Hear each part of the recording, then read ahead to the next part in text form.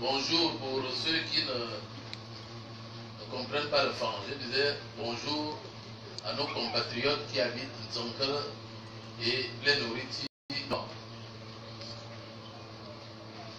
Je voudrais commencer par dire que je suis heureux de me retrouver face à un certain nombre d'adultes,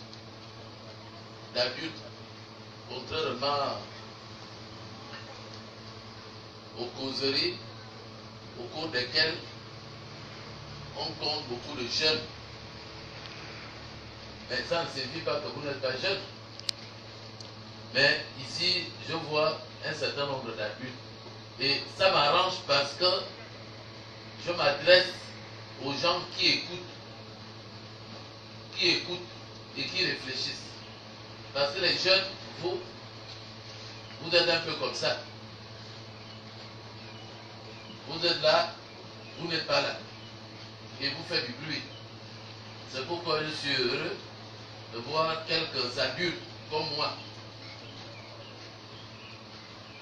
Mais permettez que, avant que nous nous engagions dans notre causerie, nous marquions une minute de silence pour honorer la mémoire d'un frère, d'un compatriote, d'un musicien. Parce que moi j'aime la musique et j'aimais beaucoup certains de ces morceaux qu'il a composés, qu'il a chantés. Je veux parler de Marc Joss, qui est un enfant du 2e arrondissement, un enfant du quartier, qui est un Gabonais, qui nous a fait honneur à l'étranger avec sa musique. Je voudrais que vous vous leviez un instant pour marquer une minute de silence.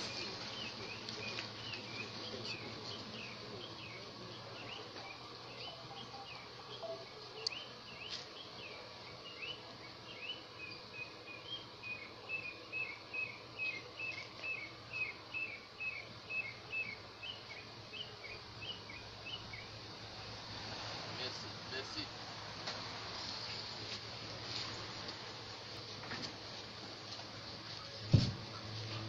Merci. Mesdames et messieurs, chers jeunes, nous sommes dimanche après-midi. Nous aurions pu prolonger nos repas de midi ou de 15 heures parce que c'est un jour de repos. Nous aurions pu, pour les jeunes surtout, aller voir nos copines parce qu'il y en a toujours. Nous aurions pu aller faire une partie de football. Mais vous avez voulu et vous avez préféré venir ici cet après-midi pour m'écouter, mais moi aussi pour vous écouter. Si nous nous rencontrons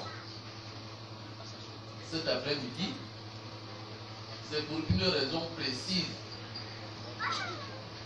Moi, je vais tout droit au but. Je ne fais pas la politique, comme on dit au village. Je parle franchement.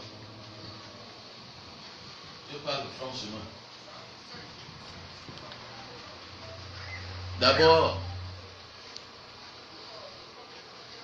vous savez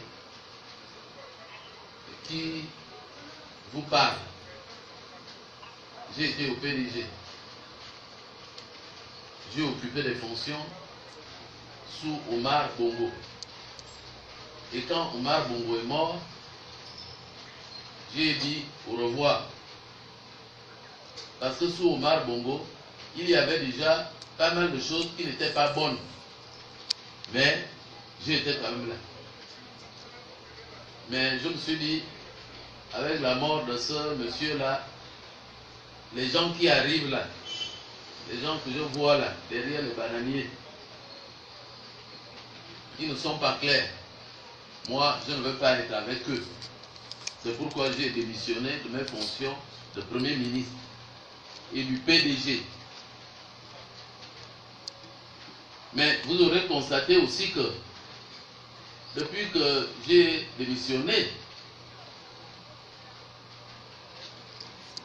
j'adopte une attitude un peu particulière.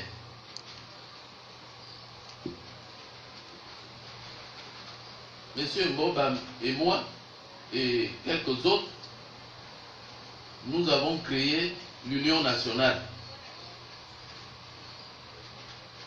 Mais comme la politique, et comme vous savez, la politique, j'ai démissionné de l'Union nationale. Je ne parle plus de l'Union nationale et il n'y a pas de raison que les gens de l'Union nationale parlent de moi. Parce que je les ai laissés tranquilles avec leur parti, même si j'étais l'un des fondateurs. Je tiens à le dire, parce que je vois quelques frères, quelques sœurs ici.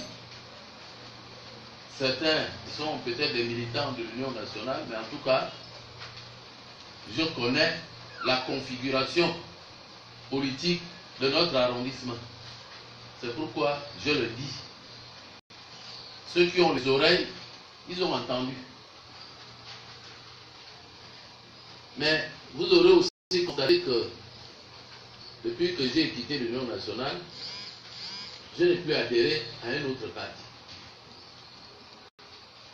Parce que moi je considère et je pense, je suis même sûr que pour faire évoluer notre pays, ce n'est pas les partis.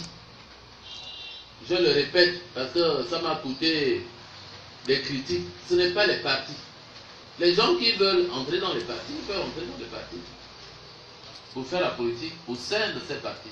Mais il faut laisser aussi les Gabonais qui veulent rester des hommes libres pour faire la politique en toute liberté, pour exprimer leur position.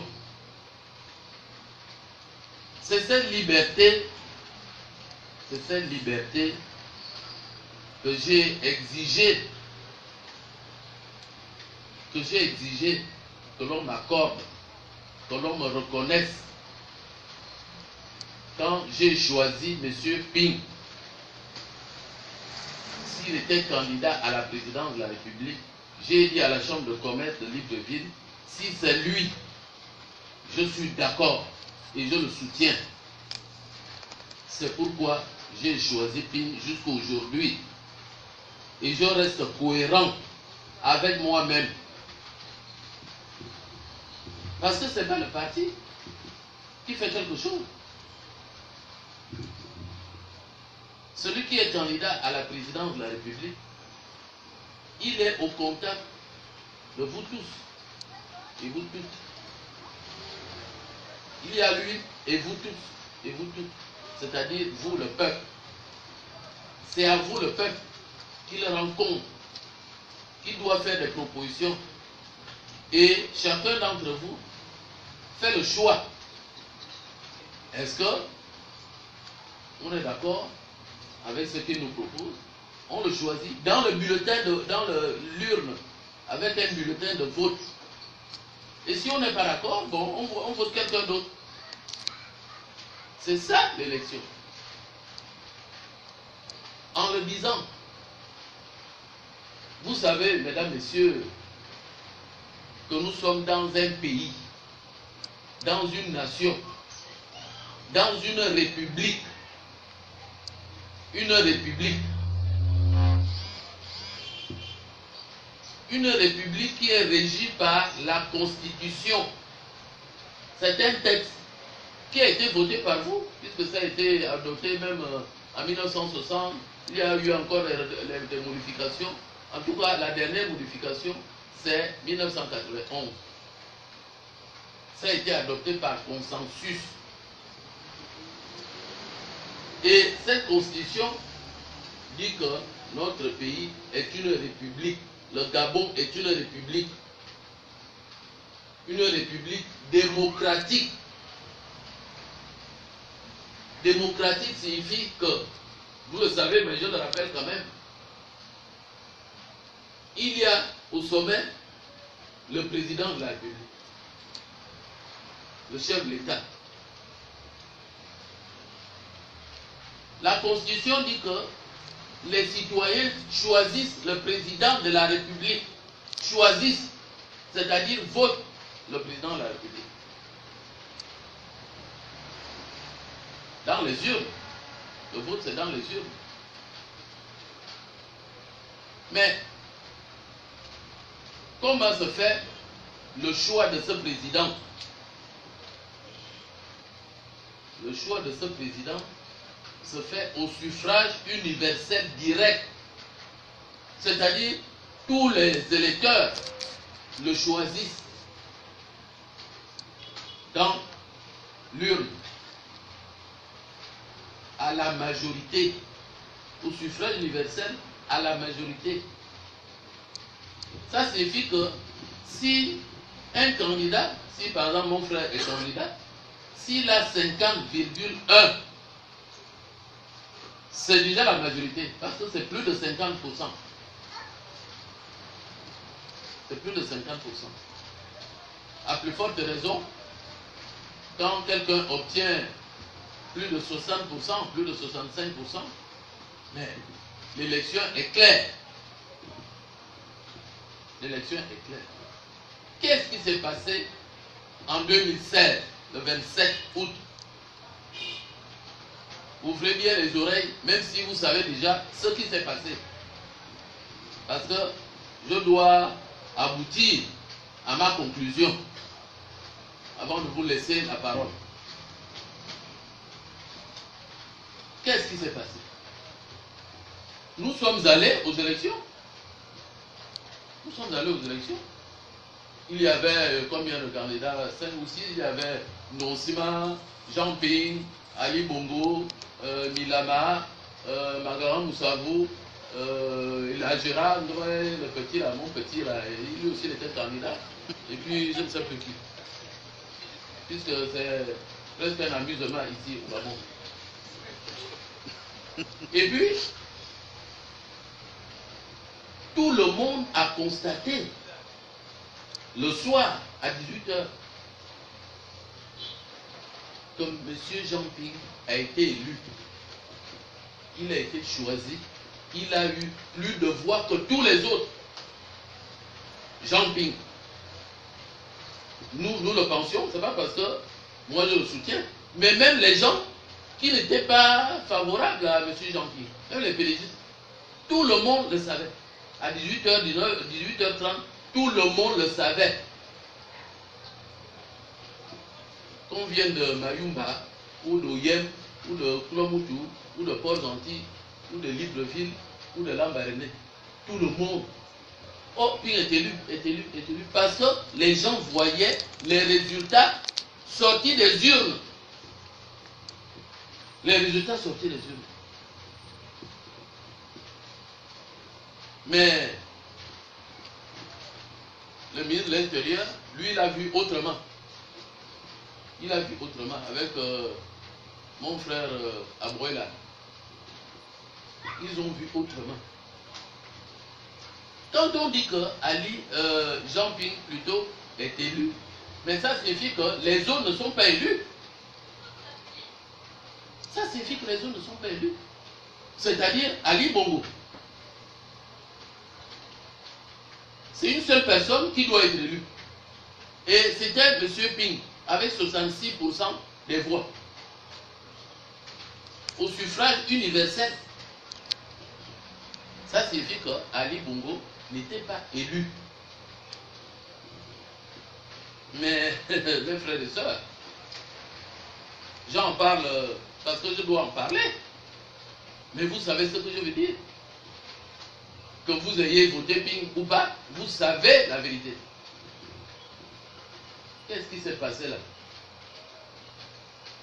Le 31 au soir. Ou plutôt le 1er septembre au matin. Parce que ça a commencé vers 1h du matin. Les fusillades, les crimes, les assassinats. Mais vous me direz, mais pourquoi cette affaire-là? Pourquoi cette affaire-là? Mais tout simplement parce que quand les Gabonais ont entendu le ministre de l'Intérieur dire que Ali Bongo a gagné, tout le monde savait que c'est Ping. Les enfants, les jeunes gens, les messieurs, même les dames, les demoiselles, ils se sont énervés. Et ils ont fait une marche sur le boulevard Triomphal. Et vous savez ce qui s'est produit. Des morts. Au QG de M. Jean Ping. Aujourd'hui, si vous partez là-bas encore, vous trouverez des traces de balles, vous trouverez des traces de sang de nos enfants, des Gabonais comme vous. Parce que ils ont réclamé la vérité des urnes. C'est pourquoi on a pris les fusils pour les tuer. 50 ou 60, je ne sais pas le nombre, mais on les a tués. Il y a des morts que les parents n'ont même pas pu récupérer. Ils ne savent pas où sont leurs enfants. Là, je n'invente pas. Ce n'est pas le fait que je fais là. C'est la vérité que vous connaissez tous.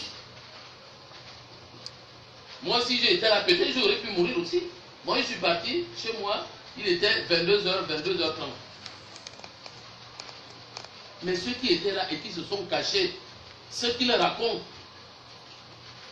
non seulement des morts, mais il y a eu 100 personnes qui ont été emprisonnées parce qu'on réclame la vérité des urnes dans un pays démocratique.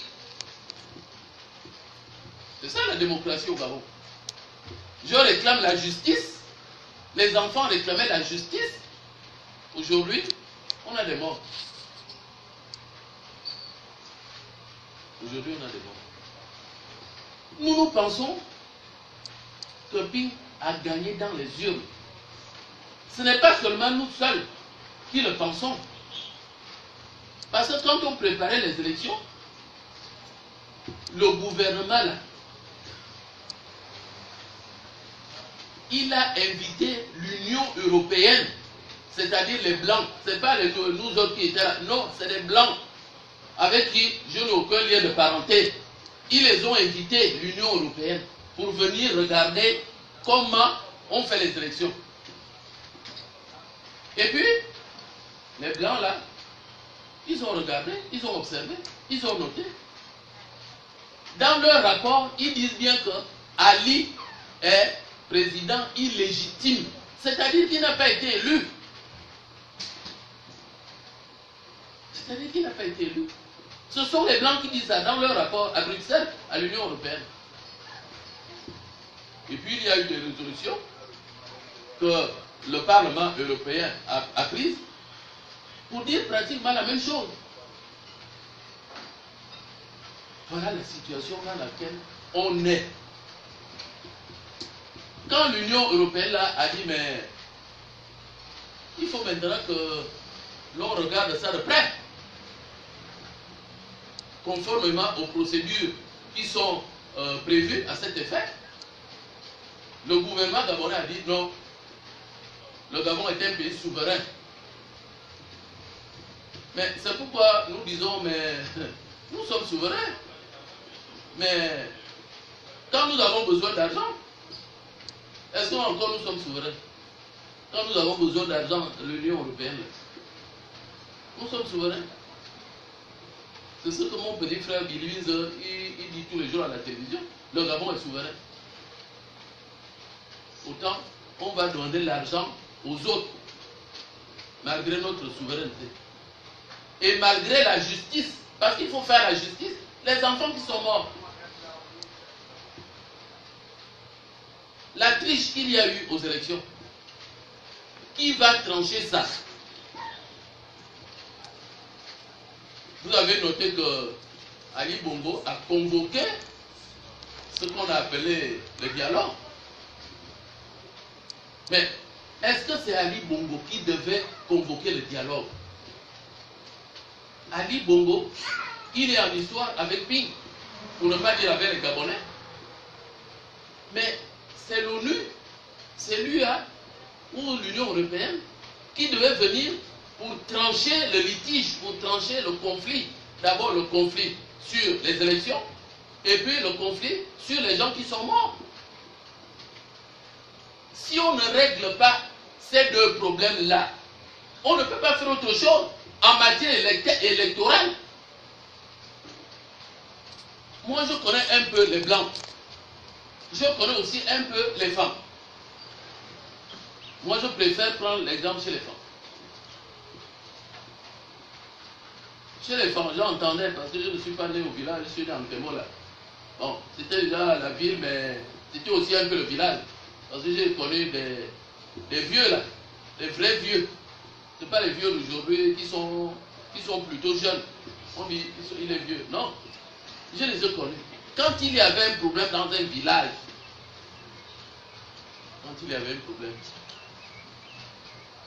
deux frères qui sont en histoire, mais ce sont les notables qui appellent ces deux jeunes-là, qui disent venez vous asseoir. Qu'est-ce qui se passe? Et puis les deux racontent l'histoire et ils tranchent. Parce qu'ils ont l'expérience, ils ont la sagesse, ils ont la notion de justice. Parce que c'est une valeur. Chez nous, la justice est une valeur.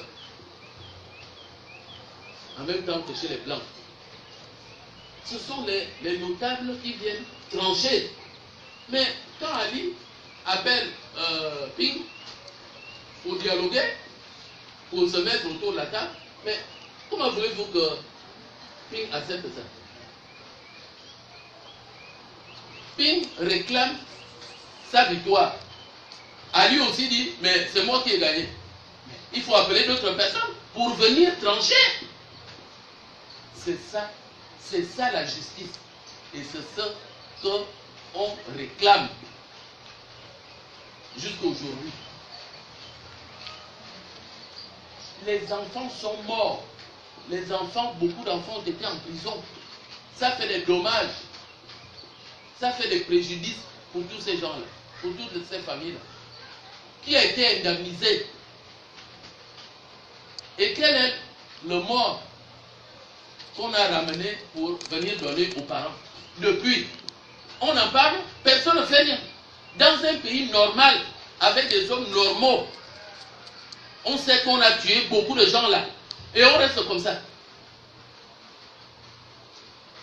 Je vous demande s'il vous plaît de réfléchir, parce que vous y avez déjà réfléchi.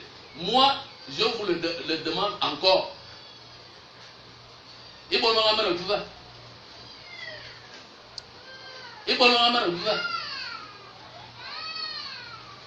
Ali Bongo, dans les élections, à la présidence, Ping dans les élections, il est au village, à la maison. Est-ce que c'est une situation normale quand on réfléchit dans un pays libre, dit démocratique? Ça, je ne fais pas la polémique, je pose les problèmes simplement. Je ne fais pas la polémique.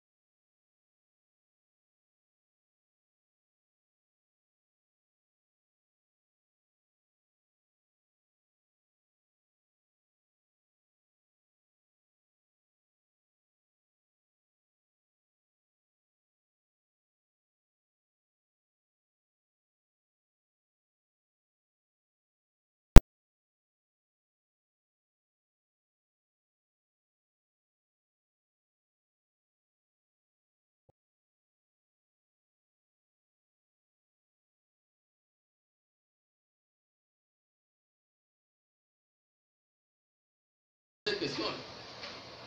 Merci.